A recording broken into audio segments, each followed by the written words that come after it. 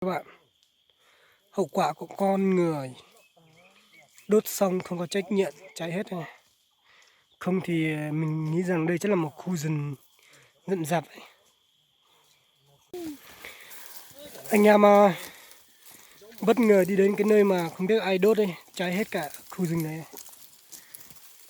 Không biết là cháy được bao nhiêu ngày, không biết là có ai tắt không hay là nó tự tắt ấy. Khu rừng này nó cháy hết này. Cháy hết.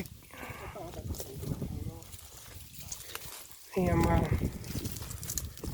từ núi bên kia sang bên này thấy được khu rừng này cháy nhá, mấy anh em nhá. Anh em đi đường rất xa vất vả, em nghỉ ngơi uống nước nha. Bất ngờ thấy có cái suối nhỏ ở đây, em uống nước.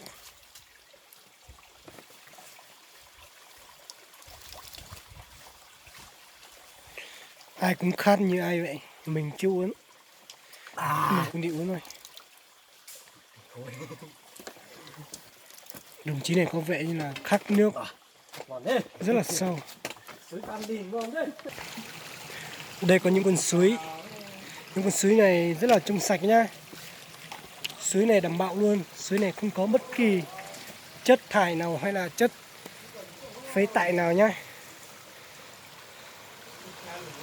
Em đang thấy tụi chuột trên kia, anh em ném đá vào thôi. Bây giờ anh em đang có ý định bảo là tách con suối này để mọc cua bắt cá.